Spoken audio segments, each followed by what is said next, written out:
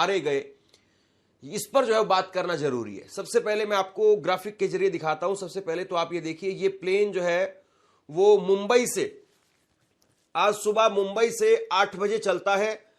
अजीत पवार के बारे में ये कहा जाता है कि वो सुबह 6 बजे अपना दिन शुरू कर देते हैं। 6 बजे लोगों से मिलना जुलना वो शुरू कर देते थे और 8 बजे सुबह वो तैयार होकर के एयरपोर्ट पर पहुंचे और उसके बाद में वहां से उनके चार्टर्ड विमान ने उड़ान भरनी शुरू की बारामती एयरपोर्ट के लिए।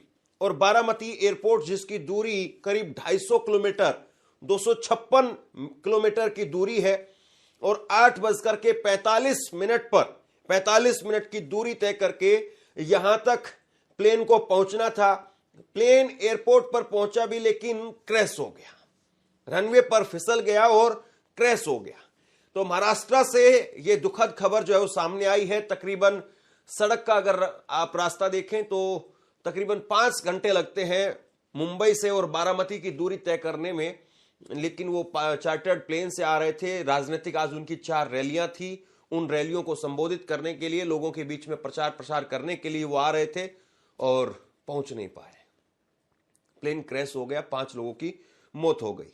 अब इसमें जो ताजा जानकारी अभी तक सामने आई है उसके अनुसार 5 लोग इसके अंदर सवार थे। अजीत पवार डिप्टी सीएम खुद थे, एक पीएसओ थे, एक अटेंडेंट और 2 क्रू मेंबर्स इसके अंदर सवार थे। और प्रारंभिक जांच में यह पता चला है कि कोई भी व्यक्ति इसमें जीवित नहीं बचा है।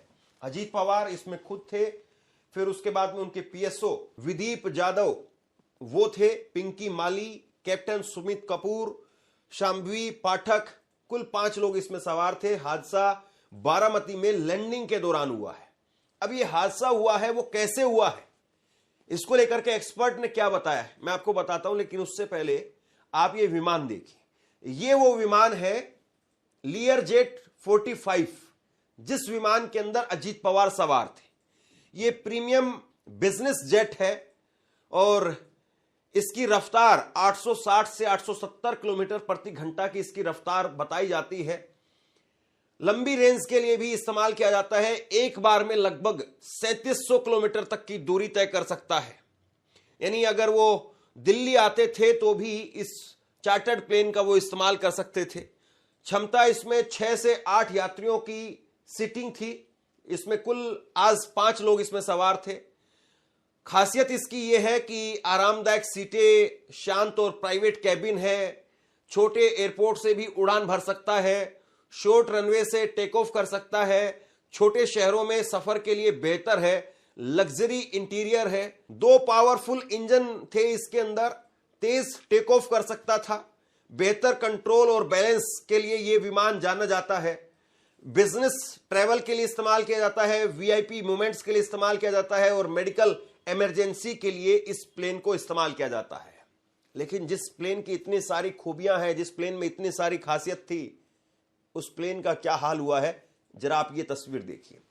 ये प्लेन का इंजन है और ये प्लेन का इंजन बाहर पड़ा हुआ दिखाई दे रहा है। और आप देखिए कि पूरा इंजन जो है प्लेन क्रैश के बाद में, प्लेन फटने के बाद में बाहर आकर के गिर गया और ये प्लेन के इंजन का एक हिस्सा है जो बाहर जमीन पर पड़ा हुआ दिखाई दे रहा है। और यही अपने आप में बताने के लिए काफी है कि प्लेन का इंजन जब दूर जाकर के गिरा है तो वो जिस वक्त में प्लेन क्रैश हुआ होगा उस वक्त में प्लेन के अंदर बैठे लोगों के बचने की स्थिति थी ही नहीं, क्योंकि इंजन की भी जो है वो टुकड़े हो गए और इंजन अलग जाकर के दूर गिरा है। इसके बाद में एक टुकड़ा जो है वो आपको और दिखाई दे रहा होगा। ये विमान के अलग अलग टुकड़े इस तरीके से अलग अलग जगह पर पड़े हुए मिले हैं। अब ये प्लेन क्रैश कैसे हुआ, एक्सपर्ट इस बारे में क्या बता रहे हैं जरा देखिए।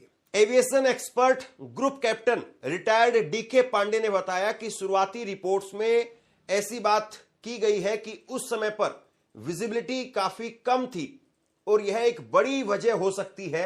लेकिन हमें यह समझना होगा कि किसी भी प्लेन हादसे के 2 कारण होते हैं, एक टेक्निकल और दूसरा नॉन टेक्निकल। यह दुखद हादसा है। नॉन टेक्निकल में बर्ड हर्ट हिट हो गई हो या पायलट की तरफ से कोई गलती की गई हो।